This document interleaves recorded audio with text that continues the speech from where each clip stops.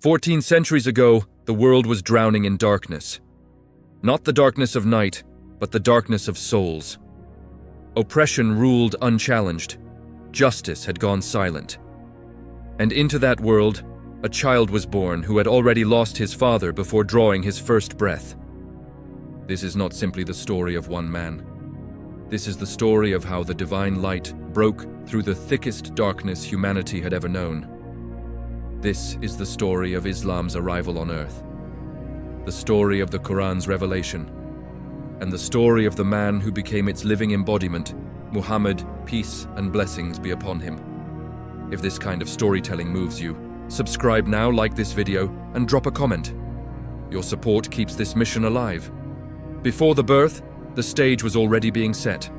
At the heart of the Arabian Peninsula stood Mecca, a city of sand, commerce, and contradiction. In its very center rose the Kaaba, a stone structure first built by Ibrahim as a declaration of pure monotheism. But by the 7th century, that sacred house had been surrounded by over 300 idols. What Ibrahim had built as a symbol of oneness had become the centerpiece of a polytheistic economy. Tribes traveled from every corner of the desert during pilgrimage season, and each brought their deity. The Kaaba had become a marketplace of false gods, profitable, deeply entrenched, and violently protected. Then came the year that history would never forget. In Yemen, a powerful governor named Abraha, serving the Aksumite Empire, burned with jealousy over Mecca's prestige. He had constructed a magnificent place of worship, hoping to redirect the flow of pilgrims southward. When no one came, his ambition curdled into rage.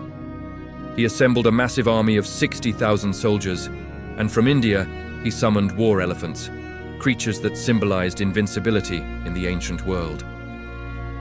The march toward Mecca began. Fear swept through the city like a desert wind. The population fled to the surrounding mountains, leaving the Kaaba undefended and alone. The elephants reached the city's edge, and then the impossible happened. The lead elephant, the largest and most powerful, simply refused to move toward the Kaaba. It knelt. No whip, no shout, no force could make it rise toward the sacred house. Then the sky changed. A vast cloud appeared on the horizon, but this was no weather formation. It was a flock of birds, countless birds, each carrying small stones in its beak and claws. They darkened the sky, and then the stones began to fall like a storm of hail. Soldiers collapsed, horses bolted. The supposedly invincible army of 60,000 was destroyed. Not by human hands, but by a force unseen and unchallenged. The Kaaba stood. That year was recorded in history as the Year of the Elephant. And in that very same year, in the city that had just witnessed the miraculous, a child entered the world. His mother Amina described the birth as surrounded by extraordinary peace, unlike anything ordinary. But that night, as if the universe itself was marking the moment, idols crumbled.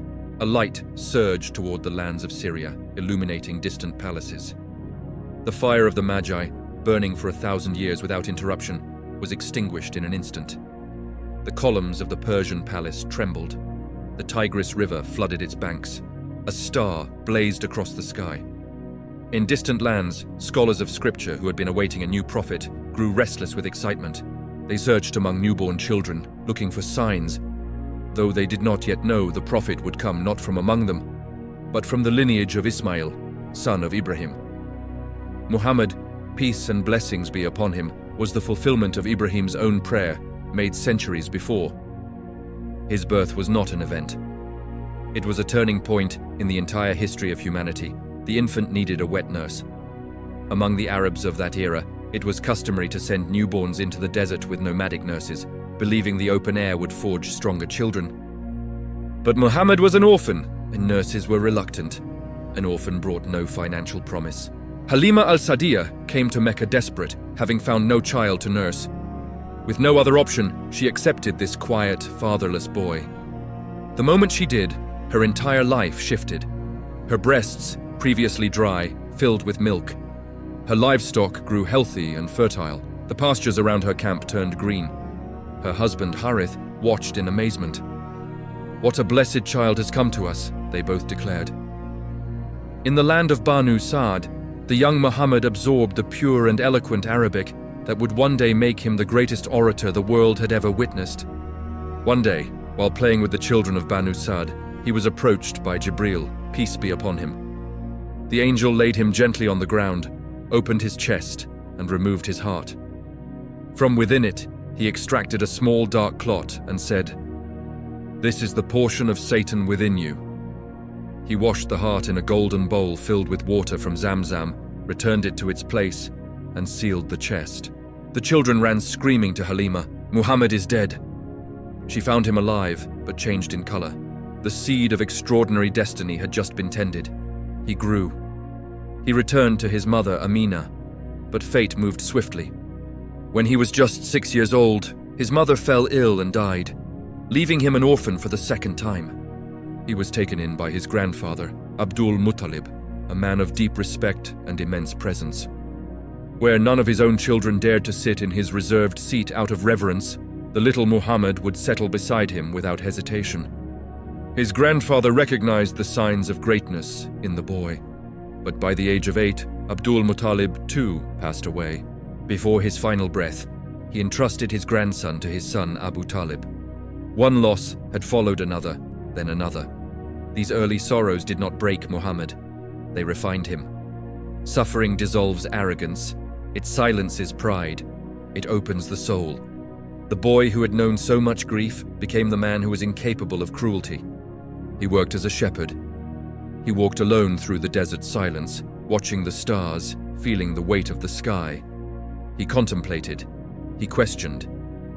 The answers were not yet ready for him, but he was being prepared. Between the ages of 9 and 12, he traveled with his uncle on a trade journey to Syria. Along the route, the caravan was noticed by a monk named Bahira, a scholar who had spent decades studying ancient religious texts. He had read and reread a prophecy. The final prophet would come after Isa.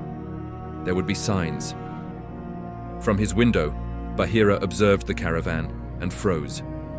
A single cloud was drifting above it, not above the desert, not above the horizon, but specifically above this group, sheltering only them from the sun.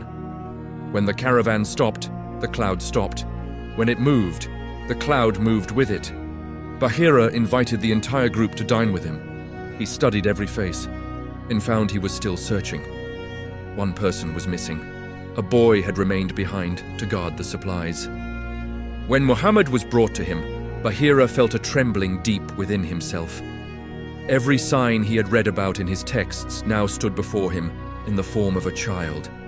He saw the seal of prophethood between the boy's shoulders. He turned to Abu Talib, his voice low and urgent. "Take this child back, protect him! There are those, particularly among certain scholars, who, if they recognize him, will seek to harm him. A tremendous mission awaits him." Abu Talib listened and kept his nephew close. Muhammad grew into a young man of rare character. His honesty became legendary on the streets of Mecca. His word, once given, was never broken. He never lied. He was trusted with the wealth of others. The Meccans gave him a title that was not ceremonial. It was a recognition of who he actually was, Al-Amin, the trustworthy. That reputation led him to Khadija, one of the most respected and wealthy merchants in all of Mecca. Despite her immense fortune, she was known for her purity and modesty. She was called Al-Tahira, the pure, even before Islam came. She was 40, he was 25. She had heard of him, and when she needed someone to lead her trade caravan to the Levant, she asked for Muhammad. He led it with distinction. When her servant reported what had transpired during the journey, a decision was sealed in her heart. The proposal came from Khadija herself. She had received countless offers of marriage and declined everyone. Allah had prepared her soul, generous and pure, to become the companion of his prophet and the first carrier of an immeasurable burden. The most trustworthy man in Mecca married the purest woman in Mecca. In an era when polygamy was the cultural norm, Muhammad took no other wife for 25 years. Their home became a harbor of peace, and they had 6 children together. Their first son, Qasim, did not live long. Their first daughter he named Zainab, the ornament of her father. a name that in itself was a quiet act of resistance against the barbaric practice of burying newborn girls alive. He was saying, through a name, that daughters are the beauty of families and societies. As he approached 40, a restlessness grew inside him that he could not name. The idols surrounding the Kaaba, the superstitions and false beliefs woven into the city's fabric, all of it pressed against him with increasing weight. He had no framework for what he felt, no community of seekers to turn to, so he turned inward. He began retreating to a cave in Mount Hijra, carrying only water and provisions. He would stay for hours, sometimes days, deep in thought, gazing at the stars through the cave's opening, waiting, not knowing what he was waiting for, but feeling with absolute certainty that something was coming. It was Ramadan, a Monday night. The cave was dark. The wind moved softly over the stones. Then everything changed. A presence filled the space, vast, luminous, overwhelming. Jibreel, peace be upon him. Muhammad had never felt anything like it. The angel embraced him with a force that took his breath away, then released him. "Read," the angel commanded. "I cannot read," Muhammad replied, trembling. The embrace came again, powerful, consuming. "I cannot read." A third time. Then the words came, not from outside, but from within him, as if they had always lived there. "Read in the name of your Lord who created man from a clinging clot. And your Lord is the most generous, he who taught by the pen, he taught man what he did not know." He left the cave a different man. On the mountain path downward, the stones called to him, the trees called to him. "Peace be upon you, O messenger of Allah." He turned, and there was Jibreel on the horizon, so vast his form filled the entire sky. Muhammad reached his home, hands shaking, and could only say to Khadija, "Cover me, cover me." She pulled him close and held him. She felt his trembling, not the trembling of illness, but of something seismic passing through a human soul. "I fear for myself," he whispered. Her response was not fear. It was clarity. "No, by Allah. He will never forsake you. You maintain family ties. You speak only truth. You bear the burdens of others. You feed the poor. You honor your guests. You support those who walk the path of righteousness." Then she took him to her cousin, Waraka ibn Nawfal, an elderly blind scholar who had converted to Christianity and spent his life studying the ancient scriptures. Muhammad told him everything. Waraka's face filled with a light that was equal parts joy and grief. "This is the same angel who came to Musa. If only I were young. If only I could be alive when your own people drive you out of Mecca." Muhammad was stunned. "Will they drive me out?" Waraka lowered his head. "No one has ever brought a message like yours without facing hostility. If I live to see that day, I will support you with everything I have." He died shortly after. Then the revelation paused.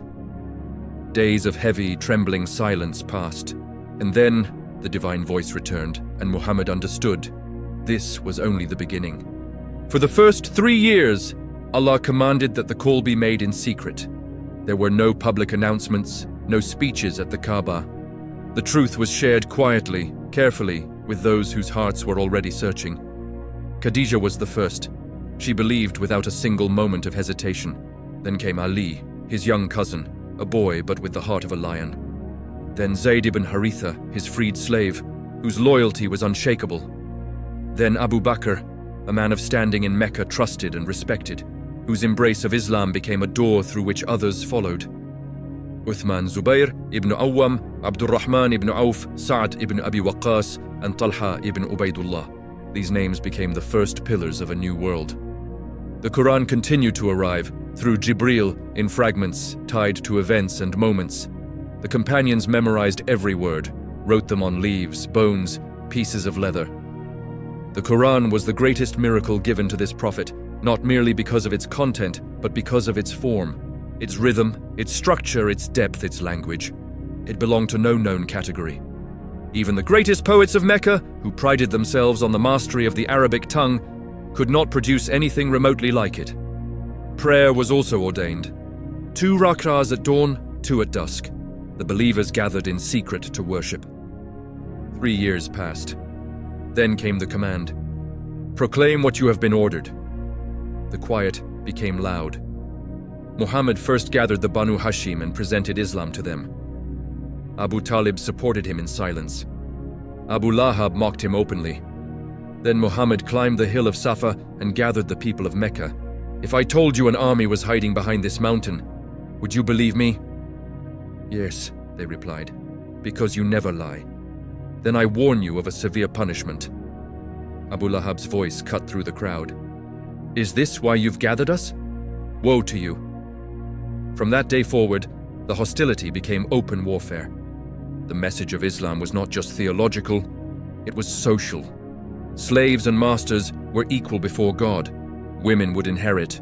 The weak would be protected. Interest was forbidden. Idols were to be abandoned. This was not simply a religious challenge.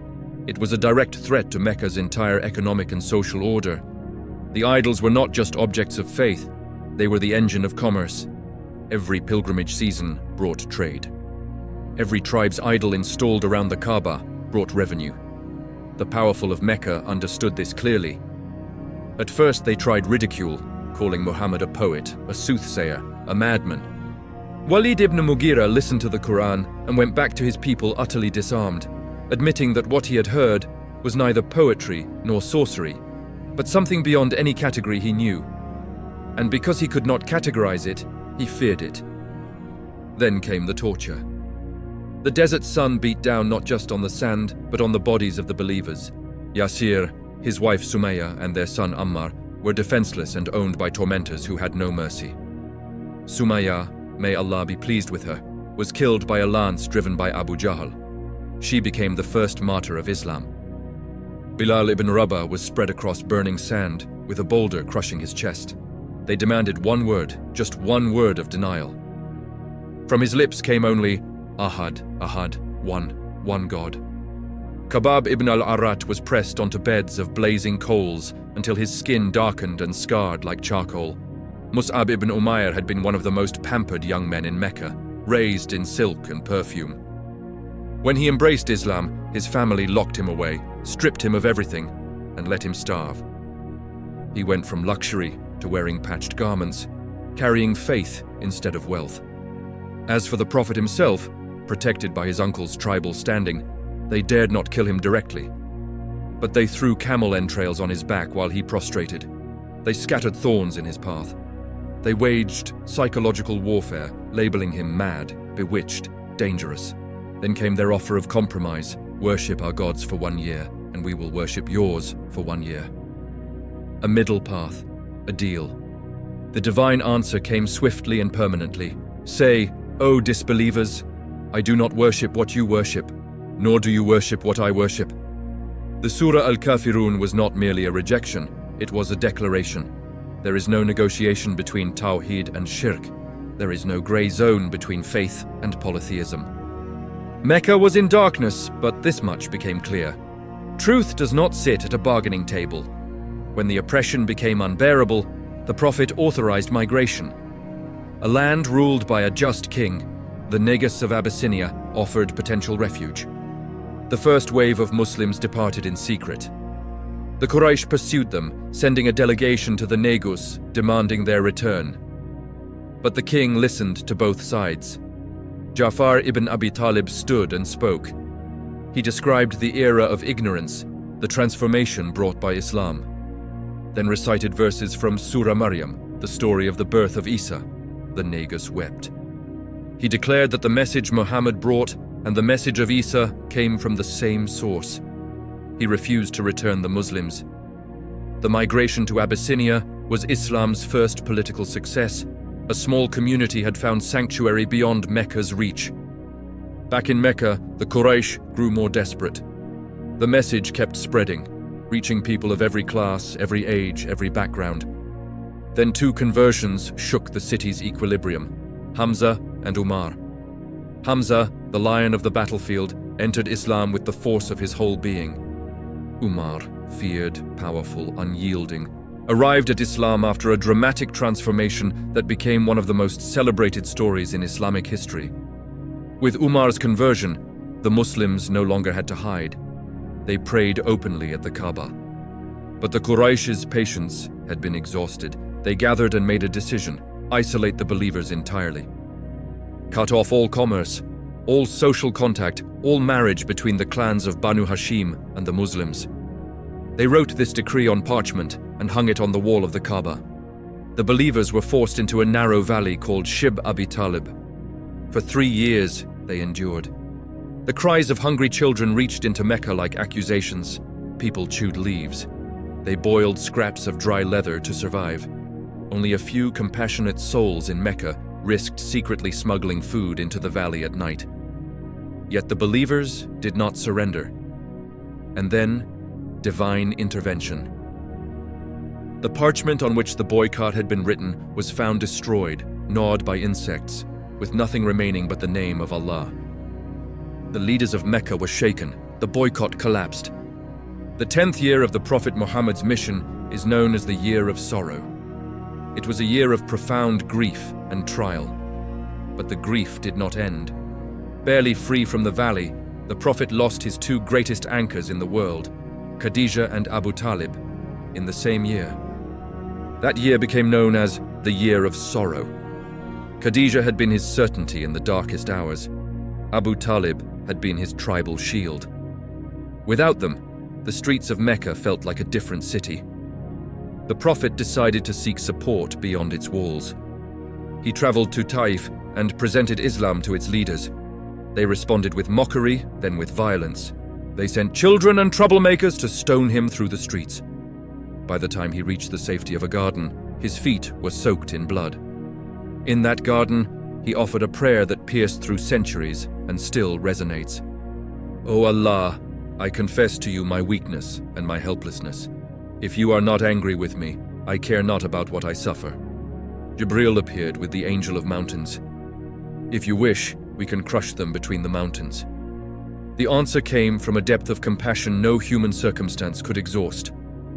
"No. Perhaps from among their descendants will come a people who worship Allah." He had been sent as a mercy to all worlds, not just those who believed, not just those who deserved it. On the way back, in that same garden, a Christian slave named Adas brought him grapes. The Prophet said Bismillah before eating. Adas was startled. That phrase was not known in this region. When the Prophet learned Adas was from Nineveh, he spoke of the Prophet Yunus ibn Matta. Adas was stunned. "How do you know Yunus ibn Matta?" "I am a prophet as he was," came the reply. In Taif had rejected the message. But the message had still touched a soul. Even the worst of days was not without a spark of light. Returning to Mecca required the tribal protection of Mutim ibn Adi. A necessary reality within the city is political structure. Human support seemed to be retreating. But then came the night that the heavens themselves opened. While the Prophet rested near the Kaaba, Jibril appeared. His chest was opened once more, his heart washed with Zamzam water, filled with faith and wisdom, a spiritual preparation mirroring what had happened to him as a child in Banu Sa'di. Then Burak, a luminous creature, carried him from the Masjid al-Haram to Masjid al-Aqsa in Jerusalem, a distance that would take weeks on foot, traversed in an instant. At Al-Aqsa, the prophets had gathered, Adam, Nuh, Ibrahim, Musa, Isa, all present. The Prophet led them in prayer. It was a divine declaration. This man was the seal of prophethood, the final link in a chain stretching back to the beginning of human civilization. Then began the ascension. Through the 7 heavens he traveled. In the first, Adam. In the second, Yahya and Isa. In the third, Yusuf. In the fourth, Idris. In the fifth, Harun. In the sixth, Musa.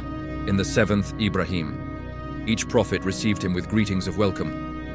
Musa, ever concerned for his people, asked about the community that would follow Muhammad. That conversation would gain profound significance when the prayers were ordained. Beyond the 7th heaven lay Bayt al-Ma'mur, a celestial house where 70,000 angels worship daily, each never returning. Then the Sidrat al-Muntaha, the Lote tree of the utmost boundary, the edge of all created knowledge. Jibril stopped. "If I go beyond this point, I will be consumed." The Prophet continued, alone, into the divine presence. There, 50 daily prayers were first ordained for his community. On the return journey, Musa pressed him again and again, "Your people will not be able to bear this," until the prayers were reduced to 5.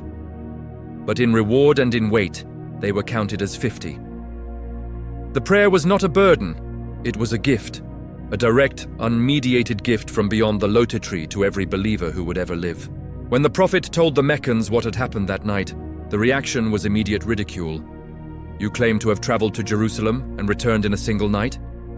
They brought their most detailed questions about Masjid al-Aqsa. As he hesitated, Allah showed him the mosque before his eyes. He answered every question precisely. He described caravans he had seen along the way. When those caravans arrived, every detail was confirmed. Yet the denial persisted. They went to Abu Bakr. "Your companion says he traveled to Jerusalem and back in one night." Without a pause, Abu Bakr said, "If he said it, then it is true." From that day, Abu Bakr carried the title As-Siddiq, the affirmer of truth. Then came the call from the east. During pilgrimage season, the Prophet met a group from Medina who listened to the message and embraced it. In secret meetings, they swore their allegiance. The first pledge came from a small group. The second, larger, a promise not just of belief, but of protection with their lives if necessary. These pledges, made beneath the night sky of Mecca near the hills of Aqaba, opened a door that history was about to walk through. The leaders of Mecca gathered at Dar al-Nadwa and reached their conclusion. Muhammad had to be eliminated. 3 options were discussed: exile, imprisonment, death. They chose the third. A young man from each tribe would strike simultaneously, so that the blood guilt would be spread and the Banu Hashim could not take revenge on any single family. The plan was revealed to the Prophet through divine revelation. The hour of Hijra had arrived. The Muslims began departing for Medina in quiet groups, leaving behind their homes, their wealth, their history. They left carrying only their faith. The Prophet remained. That final night, he placed Ali in his bed, covered him with his own cloak, knowing that the first strike of the assassins would fall on whoever lay there. Then he walked out into the darkness, reciting verses from Surah Yasin. Allah cast a veil over the eyes of those encircling the house. They did not see him pass. Rather than heading directly north to Medina, he moved south, a calculated choice, toward the cave of Thar. Abu Bakr was with him. For 3 days they hid. The Quraysh tracked them to the very mouth of the cave. Abu Bakr's voice trembled. "O Messenger of Allah, if they look down, they will see us." The Prophet's response carried the entire spirit of the migration within it. "Do not grieve, Allah is with us." At the cave's entrance, a spider had spun its web. A pigeon had built its nest. The trackers turned away. After 3 days, the journey north resumed. A rider named Suraka ibn Malik followed them, his horse sinking repeatedly into the sand, turned back not by force but by a sign. The Prophet did not punish him. He made him a promise instead, that one day Suraka would wear the bracelets of the Persian king Kisra. It sounded impossible. Years later, it came to pass exactly as spoken. Medina had been waiting. People came out daily, watching, hoping. When the Prophet finally arrived, the city erupted in joy. The song of welcome rose into the air. Caravans of Ansar competed to offer him their homes, but the Prophet released his camel and said, "Let her go. She has received her command." The camel walked, then knelt on a piece of vacant land belonging to 2 orphans. There, the Prophet's mosque would be built. The Hijra was not merely a journey from one city to another. It was the moment the foundations of an entirely new kind of society were laid. The era of endurance had ended. The era of construction had begun. Medina held within it 3 broad groups: the Muhajirun, those who had emigrated from Mecca; the Ansar, the Muslims of Medina who had pledged to protect them; and several Jewish tribes, each with their own histories, alliances, and interests. One of the Prophet's first acts was to establish brotherhood between the Muhajirun and the Ansar, pairing each emigrant with a Medinan host who shared their wealth, their homes, their lives. It was a form of solidarity that had no precedent. Then came the Constitution of Medina, a written agreement that organized the city's diverse religious and tribal communities under shared principles: mutual defense, justice, freedom of worship, collective responsibility against external threats. It stands today as one of the earliest written social contracts in human history. But not everyone in Medina was what they appeared. A third group moved in the shadows: the hypocrites, the munafiqun, who performed Islam publicly while harboring resentment privately. Their leader was Abdullah ibn Ubay, a man who had expected to become Medina's chief, and found that ambition crushed by the Prophet's arrival. His opposition would simmer for years, surfacing at critical moments. The revelation continued pouring into Medina with new intensity, reshaping worship, family law, social relationships, commerce, warfare, and peace. Fasting was made obligatory. Zakat was structured. The adhan was established. When a companion saw its words in a dream and the Prophet confirmed it, Bilal's powerful voice rang out across Medina's sky for the first time, calling the city to prayer. The Muslims' very existence, organized, growing, spiritually and politically coherent, threatened everything the Quraysh had built. The trade routes became a target. Tension climbed steadily. Then the divine permission came. Permission has been given to those who are being fought because they were wronged. This was not a command to aggression. It was a right to self-defense, granted to people who had endured oppression for over a decade with no protection. The first great confrontation was at Badr. A major Meccan caravan, led by Abu Sufyan, was returning from the Levant, heavy with goods. It represented the lifeblood of Mecca's economy. The Muslims moved to intercept it. But Abu Sufyan received intelligence, rerouted the caravan, and sent word to Mecca for reinforcements. What had begun as a caravan interception became a military confrontation. Mecca dispatched a force of approximately 1,000, 100 cavalry, 700 camels, seasoned veterans in armor. The Muslims numbered 313, 2 horses, 70 camels, limited arms, many without proper protection. The Prophet consulted his companions. Ibn Mu'ad, speaking for the Ansar, rose and declared, "O Messenger of Allah, if you lead us to the sea, we will follow. We will never say, as the children of Israel said, 'Go and fight with your Lord.' We will stay here. We are with you, before you, to your right, to your left." The decision was made. They camped near the wells of Badr and secured the water supply. Through the night, the Prophet prayed, hands raised, "O Allah, if this small group is destroyed, there will be no one left on earth to worship you." Not a prayer for personal survival, a prayer for the survival of the message itself. The Quran records the divine response. 1,000 angels in successive ranks were sent in support. When morning broke, the battle began. In single combat, the Muslims held the advantage. Hamza, Ali, and Ubaidah ibn al-Harith met the Quraysh's best fighters and prevailed. When the general engagement erupted, the disparity in numbers was rendered meaningless by a force that transcended numbers. Witnesses among the polytheists reported seeing riders in white descending from the sky, what the believers understood to be angelic intervention. The battle ended decisively. 70 Quraysh were killed, 70 taken prisoner. 14 Muslims were martyred. Concerning the prisoners, the Prophet's response was characterized by mercy. Those who could read and write were released in exchange for teaching 10 Muslims literacy. Others were freed with or without ransom. Badr was not just a military victory. It was a psychological earthquake.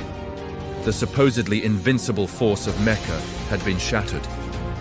The Quraysh spent 2 years rebuilding, avenging, and preparing. 3,000 soldiers marched toward Medina in the 3rd year after the Hijra. Abu Sufyan commanded. 200 cavalry accompanied the force, along with women brought to beat drums and shame any soldier who considered retreat. They arrived beneath Mount Uhud. The Prophet's instinct was to defend from within the city, but younger companions who had missed Badr were eager for open battle. The majority view prevailed, and the Muslims took their position at Uhud. 50 archers were placed on a strategic hilltop, a position critical to protecting the left flank and rear. Their commander, Abdullah ibn Jubayr, received an unambiguous order. "Whatever happens, do not leave this position. Even if you see birds eating our flesh, even if you see us winning, do not come down." The battle began with Muslim momentum. Hamza carved through enemy lines. Abu Dujana, head wrapped in a red band of death, swept through the Quraysh ranks. The enemy began to retreat. Victory seemed secured, and then the archers made their fatal error. Most of them saw the abandoned Quraysh camp, saw what looked like victory, and descended for the spoils. Ibn Jubayr and a handful stayed. Khalid ibn al-Walid, commanding the Meccan cavalry, saw the gap immediately. He swung around the hill, overwhelmed the remaining archers, and struck the Muslim army from behind. The tide turned in moments. In the confusion, a rumor spread. The Prophet had been killed. Some companions faltered, some fled the field. But the Prophet was alive, battered, his helmet broken, his face bloodied, a tooth lost, his cheek wounded. And from within that carnage, his words were, "O Allah, forgive my people, for they do not know." Hamza fell that day, struck by a javelin thrown by Washi ibn Harb, who had been promised his freedom in exchange. 70 Muslims were martyred. The Quran spoke directly to what happened. Allah fulfilled his promise when you were overcoming them by his permission. Then you faltered, disputed the command, and disobeyed. Uhud was not a defeat of faith. It was a lesson carved deep into the Muslim consciousness. Victory requires discipline, and obedience to command is not optional, even in the heat of triumph. The Quraysh returned to Mecca without occupying Medina, but they were already planning something larger. 2 years later, they assembled a coalition. The Quraysh, the Ghatfan, and multiple allied tribes, a confederate army of approximately 10,000 men. Nothing like it had ever marched through the Arabian Peninsula. The message was existential. Medina had to be destroyed. This is why the battle that followed was named Al-Ahzab, the Confederates. When news reached Medina, the Prophet gathered his companions. Salman al-Farisi, who had come from Persia, spoke up. In his homeland, he had seen a defensive tactic unknown to the Arabs, digging a trench around a city to stop cavalry charges. The suggestion was accepted immediately. The digging began, in winter cold, on empty stomachs. The Prophet worked alongside the others, carrying earth with his own hands. Companions tied stones to their bellies to suppress the pain of hunger. When they noticed the Prophet had 2 stones against his stomach where others had one, no words were needed. During the digging, they struck a massive rock no tool could break. The Prophet took the pickaxe. On the first blow, sparks flew, and he said, "I have been given the keys of Syria." On the second, the keys of Persia. On the third, the keys of Yemen. In that trench, with empty bellies and frozen hands, they were being told of the empires that would one day fall before them. The Confederate army arrived and was stopped cold by the trench. Their cavalry was useless. They could only probe at narrow crossing points. One of the fiercest confrontations came through a breach when the fearsome warrior Amr ibn Abd Wud crossed over. Ali stepped forward and killed him in single combat. The siege stretched for 25 days. Cold, starvation, and psychological pressure ground down the believers. The Quran captured that moment. Eyes grew wild, hearts rose to throats. Then the Banu Qurayza, a Jewish tribe inside Medina that had signed the city's constitution, broke their agreement and opened contact with the besieging force. The Muslims now faced threats from outside and within simultaneously. At the most critical hour, help came, not in the form of reinforcements, but of wind. A violent gale tore through the Confederate camp in the night. Tents collapsed, fires died, cooking vessels overturned. Panic spread through an army that had no enemy to fight, no target for its swords. The Quran records, "We sent against them a wind and soldiers you did not see." The Confederate army broke and retreated. The Battle of the Trench was won, not through overwhelming force, but through patience, strategy, and divine intervention. The hope of the Quraysh to extinguish Islam was broken at that trench. In the 6th year after the Hijra, the Prophet received a dream. One of the prophetic visions that carried the weight of revelation. He saw himself and his companions entering the Kaaba, performing Umrah in peace. He set out with approximately 1,400 companions. Their intention was not war. They carried no military equipment, only travel swords and sacrificial camels, visibly marking their purpose as worship, not battle. But the Quraysh panicked and blocked the route into Mecca. The caravan stopped at a place called Hudaibiyah. At one point, the Prophet's camel Qaswa knelt and refused to move. The companions assumed exhaustion. The Prophet said, "She is not being stubborn. The one who stopped the army of the elephant has stopped her." Diplomatic exchanges followed. Uthman was sent into Mecca as an envoy. He did not return quickly. A rumor spread that he had been killed. The Prophet gathered his companions at a tree and received their pledge. A pledge to fight to the death if necessary. The Quran would later speak of this moment with profound approval. Allah was pleased with the believers when they pledged allegiance to you under the tree. When it became clear Uthman was alive, negotiations resumed. The Quraysh sent Suhail ibn Amr. An agreement was drafted. The terms appeared deeply unfavorable. No Umrah that year, a return the following year for only 3 days. Any Meccan who came to Medina without permission would be returned, but not vice versa. 10 years of peace, and tribes could align with either side. Umar, unable to contain himself, came to the Prophet. "Are we not on the truth? Why are we accepting these conditions?" The Prophet answered with a calm that held no defensiveness. "I am the servant of Allah and His messenger. I do not disobey Him, and He will not forsake me." The agreement was signed. On the return journey, the verse came, "We have granted you a clear victory."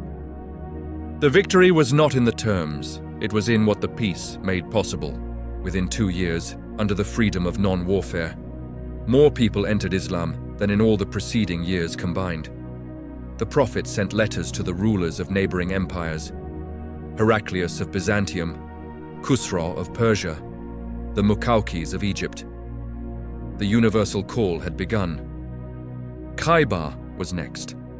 The Banu Nadir, expelled from Medina, had regrouped there alongside other elements hostile to Islam. Khaybar sat 150 kilometers north of Medina, a fortified, prosperous stronghold that had become the nerve center of political and military plots against the Muslim state. In the 7th year of the Hijra, the Prophet marched with approximately 1,600 men. Khaybar's defenses were formidable, a series of interlocking fortresses, each a separate battle. For days, the siege produced no breakthrough. The Prophet had been giving the banner each morning to a different companion. None had succeeded. Then he declared, "Tomorrow I will give the banner to a man through whom Allah will grant victory, a man who loves Allah and His messenger, and whom Allah and His messenger love." That night, no one slept easily. The banner went to Ali. But Ali was suffering from an eye condition that left him nearly blind. The Prophet applied his saliva to Ali's eyes and supplicated. The pain vanished instantly. Ali took the banner, marched toward the fortress of Qamus, and met Marhab, one of the most celebrated warriors of Khaybar, in single combat. Ali killed him. Then, according to the reports, Ali lifted the gate of the fortress, a gate that later, when multiple men tried together to move it, they could not budge, and used it as a shield. One by one, the fortresses fell. Khaybar was conquered. An agreement was reached allowing the Jewish inhabitants to continue farming the land in exchange for half the harvest. The economic foundation of Medina grew stronger, but within the victory came a shadow. A woman named Zainab bint al-Harith poisoned a lamb and presented it to the Prophet, choosing the shoulder cut he was known to prefer. He took one bite and stopped. The meat itself spoke to him of poison. Bishr ibn Bara, who had eaten, died later from the effects. The woman confessed. The Prophet did not execute her in vengeance. He pardoned her. Even his near poisoning became a testament to his mercy. The Prophet now dispatched messengers to the kingdoms bordering Arabia. The invitation to Islam was being presented to the rulers of the known world. But in the region near Byzantium's southern frontier, his envoy to the governor of Busra was killed by the Ghassanid chief Shurahbil ibn Amr, a violation of the most fundamental code of diplomacy recognized even in the law of tribes. This demanded a response. A force of 3,000 was prepared. The first time Muslims would face powers connected to a world empire. 3 commanders were designated in sequence: Zayd ibn Haritha, Then if he fell, Ja'far ibn Abi Talib, then Abdullah ibn Rawaha. The army marched north and arrived at Mu'tah to face a force estimated in the tens of thousands. In the face of those odds, when hesitation stirred, Abdullah ibn Rawaha rose and spoke with the clarity of a man who had already made his peace. We are not fighting because of numbers. We are fighting because of faith. Zayd took the banner first and fell. Ja'far took it next. His right arm was severed. He grasped it with his left. His left arm was severed. He held it to his chest. Then he too fell. Standing in Medina, the Prophet saw it all, not through a messenger's report, but in his soul. He told his companions of each death as it happened. Of Ja'far he said, Allah has given him 2 wings in paradise with which he flies. And from that day, Ja'far was called At-Tayyar, the flyer. Abdullah ibn Rawaha then fell. With no designated commander, the companions turned to Khalid ibn al-Walid, a recent convert whose military brilliance was already apparent. He reorganized the army through the night, reshuffling units, repositioning forces, so that when dawn came, the enemy believed a fresh army had arrived. The Muslims withdrew in tactical order. Khalid broke 9 swords that day. When some in Medina called them retreaters, the Prophet corrected them firmly. They were not retreaters, they were returners. Mu'tah was not a conquest, but it announced to Byzantium that a new force had arrived at the edge of its world. The Treaty of Hudaibiyah was still formally in place when a tribal skirmish shattered it. The Banu Bakr, allied to the Quraysh, attacked the Banu Khuza'ah, who were allied to the Muslims. Elements of the Quraysh provided covert support to the aggressors. A delegation from Banu Khuza'ah arrived in Medina and laid the facts before the Prophet. The violation was undeniable. The decision was made. In the 8th year of the Hijra, an army of 10,000 marched toward Mecca, the largest Muslim force ever assembled. The movement was kept in complete secrecy. The goal was the city without bloodshed. As the army camped on Mecca's outskirts, great fires were lit at night. Their scale told a story no words could tell. Abu Sufyan, sent to investigate, was captured and brought before the Prophet. In their brief exchange, he saw something that could no longer be argued against. He accepted Islam. The Prophet then made his announcement. Whoever entered Abu Sufyan's house was safe. Whoever remained in their own home was safe. Whoever sought refuge in the Masjid al-Haram was safe. Conquest before battle. Amnesty before entry. The army entered from 4 directions. The resistance was minimal and swiftly contained. Then, the Prophet entered Mecca on his camel, head bowed, not raised. This was not a victor's procession. This was a servant returning to the house of God. He went to the Kaaba. 360 idols surrounded it. With a staff, he touched them one by one, reciting, "Truth has come and falsehood has vanished." Truly, falsehood is ever bound to vanish. They fell. Then the people of Mecca were gathered. Those who had thrown entrails on his back in prostration, who had stoned him in Taqif, who had boycotted him and buried his followers alive in scorching sand. He looked at them and asked, "What do you think I will do with you today?" Trembling, they replied, "You are a noble brother, son of a noble brother." His answer entered history. "There is no blame upon you today. Go, you are free." That pardon broke open what years of war had sealed. Most of Mecca entered Islam, not under compulsion, but under the overwhelming weight of a mercy they had not known was possible. The Kaaba was now restored to the purpose for which Ibrahim had built it, but the frontier was not yet quiet. With the conquest of Mecca, the Arabian Peninsula's balance had shifted permanently. Hunain and Taif followed, and the Hijaz came largely under Islamic authority. But from the north came news of Byzantine preparation. The encounter at Mu'tah had been a preview. Now intelligence suggested a major imperial mobilization. In the 9th year after the Hijra, in the hottest days of summer, during drought and scarcity, the Prophet called for the largest expedition in Islamic history. 30,000 men marching to Tabuk. The army was called Jaish al-Usra, the army of hardship. Because the hardship was real, camels were shared 3 men to 1. Some companions stood weeping because they had no means to join. Uthman stepped forward and donated hundreds of camels and a vast amount of gold. The Prophet prayed for him. The hypocrites found reasons to stay. In this heat, against Rome, this is a march toward death. The Quran answered them with the force of divine authority. The fire of hell burns hotter. 3 sincere Muslims also stayed behind: Ka'b ibn Malik, Hilal ibn Umayyah, and Murara ibn Rabi, not from hypocrisy, but from a failure of will they could not justify. Their case would become one of the defining stories of accountability and repentance. The army reached Tabuk. The Byzantine forces had not come. Certain tribes and regional leaders concluded agreements with the Muslim state. The expedition never produced a pitched battle, but its message was received far beyond any battlefield. The North now knew. Islam had arrived at the edge of the Roman world. On return, the 3 who had remained were subjected to a social isolation that lasted 40, then 50 days. The world grew hostile around them. Finally, the Quran spoke their forgiveness. And the difference between their sincere remorse and the cowardice of the hypocrites was carved permanently into the Islamic tradition. The 10th year after the Hijra arrived, most of the Arabian Peninsula had accepted Islam. Delegations arrived in Medina from tribe after tribe, so many that the year itself was called the Year of Delegations. And this verse came: when the victory of Allah arrives and you see people entering the religion of Allah in multitudes, it was the sign of completion. The Prophet decided to make Hajj.